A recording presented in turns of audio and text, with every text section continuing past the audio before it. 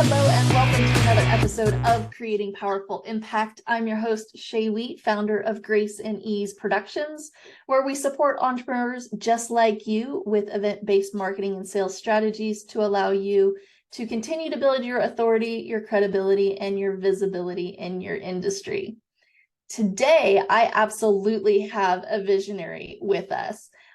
She's a visionary in the wellness industry. The amazing Claire Beasley has captivated audiences from corporate boardrooms to packed auditoriums with her dynamic and sharp shooting approach. I love her already. Claire has observed that even the most successful people struggle to negotiate their emotions and they just frankly experience burnout, which then impedes their capacity to meet personal and professional goals. So today we're going to discuss how to use self-directed healing, as well as pull back the curtain on what it takes to have, get this, she's got 3 thriving businesses, and she's done it in a fairly short period of time. Please help me welcome Claire to the Creating Powerful Impact stage. How are you? I'm great. Thank you. It's so nice to be here today. I'm really excited.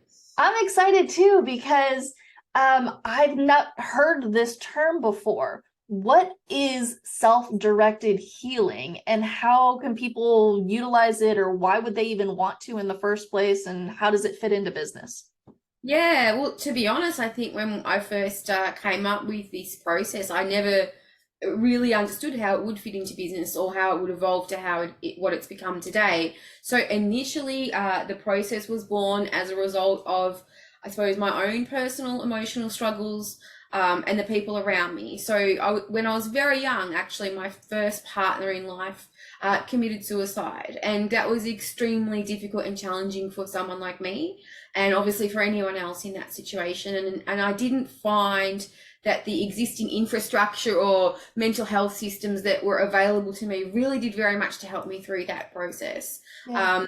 And I was also someone who, I suppose, internalized it, didn't really know how to deal with it. So instead of really, so I suppose, processing grief and working through it, like maybe a lot of mothers or a lot of other listeners that you have, I just went straight into helping other people. So supporting my family, supporting my sisters. I then became a lifeline counselor and thought I'm going to help other people not have to go through this. And I did a whole lot of things to avoid my own grief and my own processing, which I think is really not uncommon for the service type givers that we females are in the world. And it wasn't until later on in life where I'd been working in the corporate world, I'd become reasonably successful, was making a lot of money, but internally I was miserable. And it really took a bit of a crisis of my soul and a realization of how upset I really was internally before I recognized that that incident so long ago had had such a dramatic impact on me. And when I did kind of put those dots together, I went on a really long journey of self-discovery and recognized that, like I said, nothing out there was really able to help me get to the bottom of it. So I researched all different sorts of healing that was available, both Western, Eastern, everything alternative. And I really made a decision that I felt none of them went deep enough. A lot of them were really more about shifting my mindset, helping my physical body get better through yoga, but nothing really got into my system and that emotional pain of that trauma that was actually living in my body. And even though there were lots of somatic type practices out there, nothing that sort of connected the mind, the body, the heart, everything all together and helped me to move through that trauma quickly. So as a result, I spent years developing a process really to apply to myself. And that once that process was, I suppose, quite organized, structured and measurable, I then realized that I had something powerful and I decided to take it out to the world. And so really it was a big challenge because I'd worked in B2B, my whole life. I'd been in consulting, selling into businesses. I had no idea how to create a business to a consumer market that was just one-on-one. It was really like, what am I even doing getting into this? This isn't even my area of expertise. And that was 12 years ago now. And I guess part of the reason that I was successful, I think, is because I recognized and understood that whenever we don't understand something and we go and seek help, typically some sort of dependency is created between us and the organization or the doctor or the expert. Most of the time, people hold their IP close to them, don't give you the secrets, and make you keep coming back. And that was something I just didn't morally and ethically sit well with me. So I decided to refine the process even more so that people could start to heal themselves. People could take the tools, take the skills, and actually be able to use them to self-heal. And at the time, and your listeners might find this interesting to anyone, for anyone who's thinking about pioneering a business and you're told not to, literally everybody said to me, don't do it. What are you doing? If you create something where people can heal themselves, how are you going to make money? You know, people aren't going to keep coming back. This isn't going to be sensible for you. You don't give that away, you know? And I guess, I don't know, it probably wasn't a very well thought out decision, but my heart couldn't do it. I was like, no, I want to empower people. I don't want to create dependence. So I went ahead and did it, created the process so that it's self-directed. You can take yourself through the process. And literally, I think within 3 months of doing one-on-one sessions, I was booked out for months in advance. So someone would have a session, they'd tell their grandmother in England, their child here, all their friends. I remember having one client specifically, I think she referred me 16 people in one day after one session. I was like, whoa. Wow. So, yeah, it was incredible. And so very, very quickly, I got very busy. And so I literally probably within a year, I realized I have to start training other people because I can't keep up with the demand. And so essentially it's a healing process that really teaches you how to release trauma out of your body, but you do it with your conscious mind. So you're aware. It's not having someone pull energy out of you. You actually do it yourself. And you're able to understand what your body's telling you, what pain is stored in there, what beliefs are stored in there, how long they've been there, and you're able to physically, mentally, and emotionally release them. So it's like you're healing every aspect of yourself all at once. And because it's doing everything at once, it's permanent, it's powerful, and it's very fast. So that's essentially the process. And really now all of the other businesses are just different facets to deliver that to different groups of people, organizations, and et cetera, et cetera. Yeah, so I was looking at your website and I love the wheel that you have on there because it has like all the different modalities, like from massage to life coaching to Reiki to acupuncture to EFT, like all these different things. And you break it down and going, okay, this handles emotional and this handles energetic and this is subconscious and this is super conscious and before and after, like you break it down. So it's like, it makes sense. Oh, okay, yeah, that's what that supports, right? So if that's what you're wanting to work on. But you're saying yours integrates all of these different levels of it. Yeah. And so is it you talked about your practitioners, and I think you said like you have 500 or so of them now in the world, which is amazing. We've trained more than 500 now, and we operate in more than 8 languages. Oh my gosh, that's huge. We'll come back to that. But between you and all of these practitioners, is it one session and done, or is it a couple of sessions? Like, what are you going through? How are you training and supporting the person that's coming to you to do this self-directedly? Yeah. So, I mean, in terms of the individual that comes to us that books one of the practitioners or my team, I mean, you can have one session. So it's one session for one issue. So for example, if you're suicidal and you don't want to be here anymore, it's one session to resolve that issue.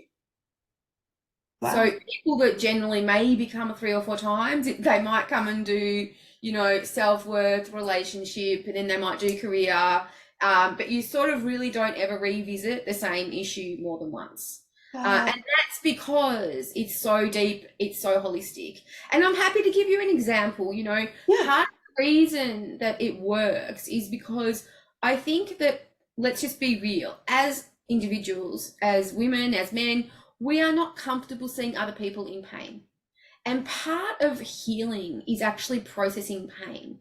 So I believe that a lot of the different modalities and practices that are out there, they almost want to help you heal, but they don't want to go take you back into the pain or through it because that makes them uncomfortable, seeing you uncomfortable.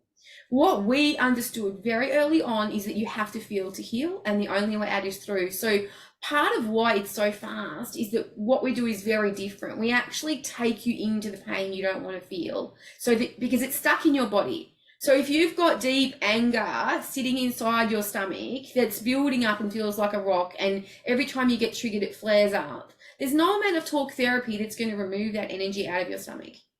You actually, it's like food. If you eat an apple, you have to digest it, you have to process it, and you have to release it. Emotion is no different. So the reason that we're successful is we understand that in order for you to heal, we've got to take you into the pain. So one of the first things that if we take people that don't want to be here anymore as an example, because it's an easy and clear example, most of the time, if you go to a therapist or if you go to someone who's going to help you deal with your feelings of not wanting to be here, they're going to get you to talk about it, explain it. You might have a few tears here and there. Quite often, they're going to kind of give you strategies for not feeling that, for avoiding that, for reframing it so that you see it differently. Maybe make you look at your life from a different perspective so it doesn't feel so bad. We don't do any of that. The first thing we ask you to do is, if you don't want to be here anymore, is actually just say, I don't want to be here. And really feel it. We actually take you into the pain and the part of you that doesn't want to be here. And not only do we ask you to express it, we ask you, where do you feel it in your body? How strong is it? And then we ask you to make it stronger. And it sounds very counterintuitive, but if you think about it, really, most of the time as humans, we just need to be seen, heard, and understood. So if someone is telling you, oh, I know you don't want to be here, but look, you're actually amazing and your life's great and you're seeing it all wrong. What actually happens is we feel less heard, less understood, more confused, and less likely to want to be here. Our job as human beings is to hold space for other people and allow them and take them into what they really feel and go in there with them. So all of the practitioners that we have are trained to go into your pain with you, and not just energetically, not just listening, but also emotionally and physically. So our practitioners actually sit in your vulnerability and feel everything that you feel. We cry even with you. Sounds crazy, but it's so incredibly powerful to have someone share and help you process your pain. So I think that's probably the thing that makes it unique. So when you're looking at that modality chart, what we've literally done is we've broken down every different modality because they all have value in their own way. If you want to work on moving energy out of your body and you want to get fit, you can do yoga. If you want to just learn how to see things differently, you can go do cognitive behavioral processing with a psychologist. But if you want to heal mentally, emotionally, physically, energetically, spiritually, subconsciously, this is the fastest way that is going to happen for you. Wow. I love it. That's amazing. Oh, thank you for giving that example. I think that helps solidify. Solidify and kind of ground it in for sure. Now, if we were to just kind of switch gears slightly and talk about the business side of things. So let's pull back that curtain. During COVID, you went from in person, just like all of us, to online, as well as started doing that train the trainer program and having the 500 practitioners come into your space, which is amazing. My question to you is, like, what are the systems, the team, the structures that you had to put in place to create the space for those 500 practitioners? And then even going further into the next couple of businesses that you have, of like going into corporate and things of that nature. Can you share some of that? Absolutely. Look, I think originally, as I said, it started just me. I started doing one-on-ones. That grew. I realized that I was blessed in a way, because I think if you're trained in anyone else's modality, you can't scale it. Luckily, because it was my own, I was then able to get it approved through the International Institute of Complementary Therapy as a real life existing modality that's now recognized in 35 countries. So it got legitimacy. And then from there, I was able to go, okay, I now need to train more people. It's now a certified program. But like you said, originally, I was doing it down the street in Bay Street, Port Melbourne. I had a little office. People would come in, physically sit there, and we would spend 3 days together, and I would basically be teaching and getting them to go in different rooms and practice the process until they became skilled practitioners. When COVID hit, it was a challenge because there was no way I could take anyone into an office anymore. And so me being a very touchy-feely kind of, I like to hug you and see you and be with you, connect with you. I really didn't want to do it. I didn't want to go online. I resisted it for a long time, but I knew, well, really, I have no choice now. So I remember the very first online training we did. I said to everyone, listen, obviously you're going to pay to become a practitioner, but if you don't like the training and if it doesn't work for you online, then for free, we'll do it in person again later, because I really wasn't sure about it. But it was fascinating because the difference was as soon as it went online, I didn't realize there was all this international interest from people that couldn't do it. They couldn't fly all the way to Australia to do the training. So as soon as it went online, I started to get people from America, people from the UK, people from New Zealand, and all of these places. And I had no idea they were sort of like waiting in the wings. So it really kind of blew up. I think also because, everyone was bored at home, wanted something to do. Online became very popular. So in a really short amount of time, the first training was a big success. It just kept building and getting momentum till we had, we used to have 6 or 4, then it was 20. I had to have 3 or 4 trainers in the session as well to help people get through and that sort of thing. So for me, it was really unexpected. And that for me was one of the benefits of COVID. But I guess I would say to your listeners and anyone who's trying to scale a business, you've got to be able to deliver online these days. It's non-negotiable. And if you haven't done it yet, do it, because you may well be like me and be very surprised at the outcome. I'm so glad that I did that now. Yeah. So we went online, and then I would definitely say one of the things that I do well is delegation and recognizing when it's time for me to step out. I definitely do observe other people that are doing similar things in different industries, and I feel like there can be a bit of an attachment to being the person at the front, to being the person that's got to do the doing. For me, as soon as I had the opportunity to train someone to become a trainer, I did it. I looked at who's the best of the practitioners that I have, who are the ones that have a training and assessment background, who could I put in so that I don't have to do it, and I can then go and build something more and work on the business. That, I think, is probably one of the hardest things to do for a lot of business owners when it's your baby. But I always knew in the back of my head, this is going to be big, this has to be able to be scalable, and I can't stay in the doing. So it's really hard to trust someone else with your baby, something that you do so specifically in such a certain way. And there are things that you have to forego, and maybe it won't be done exactly the same way, but I think in order for the greater good for you to really be able to advance, you can't stay in the business. And I know that that's a lot easier said than done for a lot of people.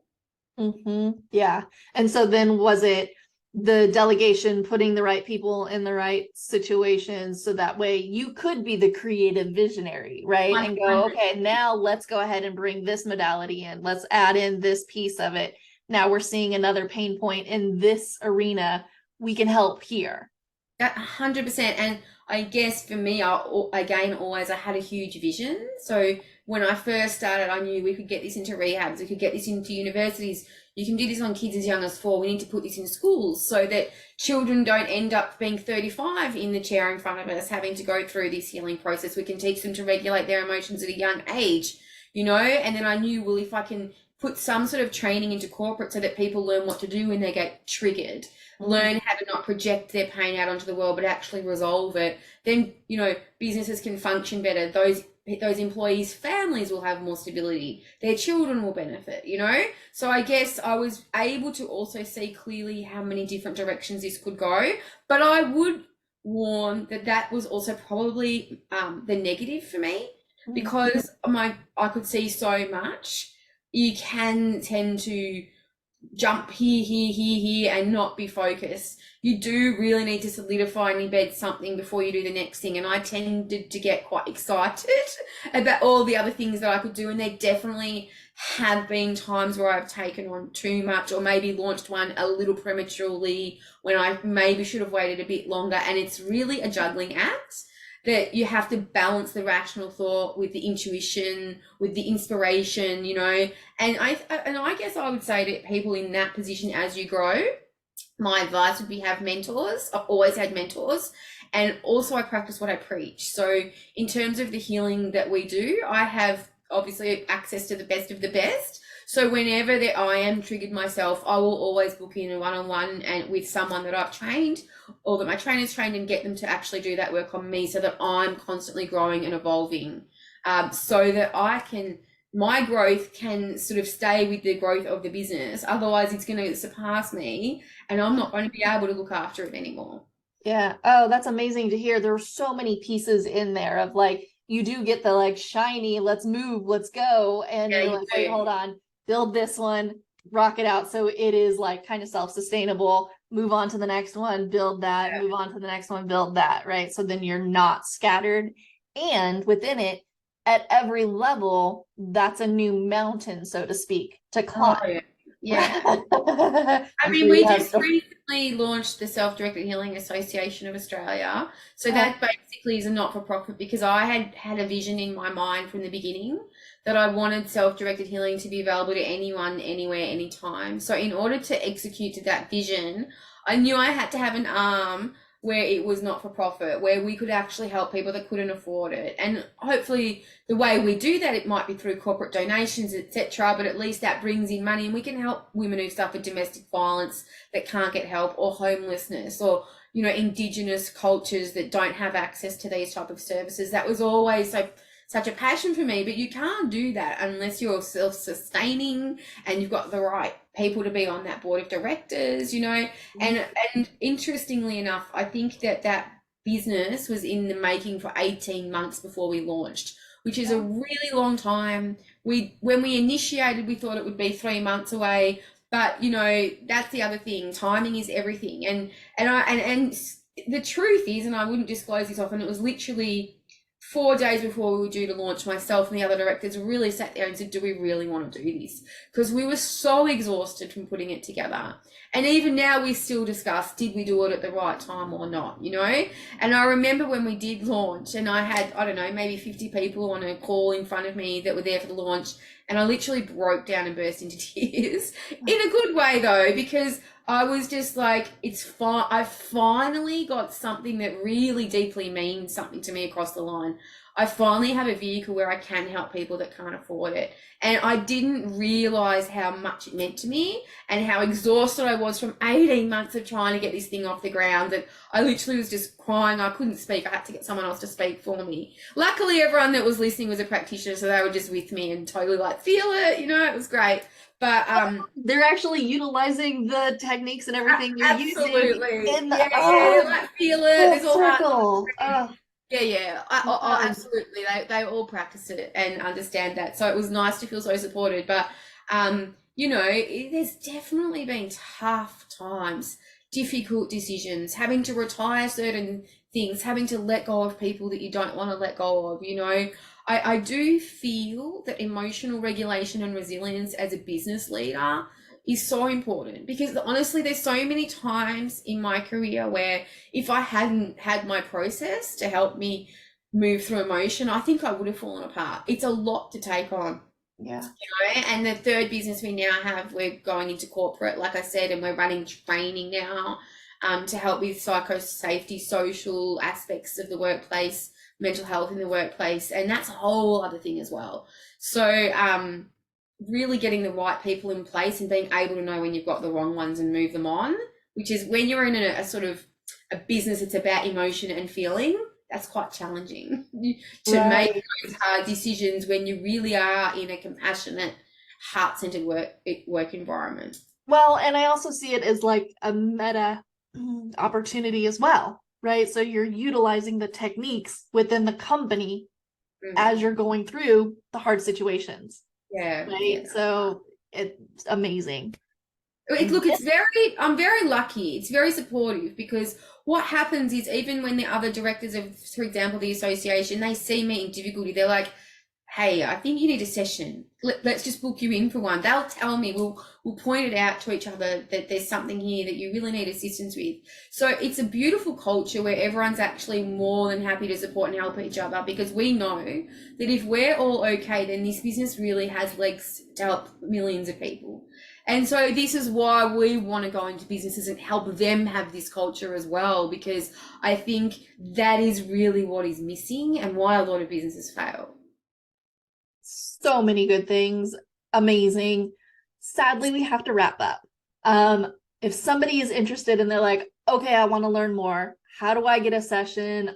Do you have a course? How do I, stay connected to you?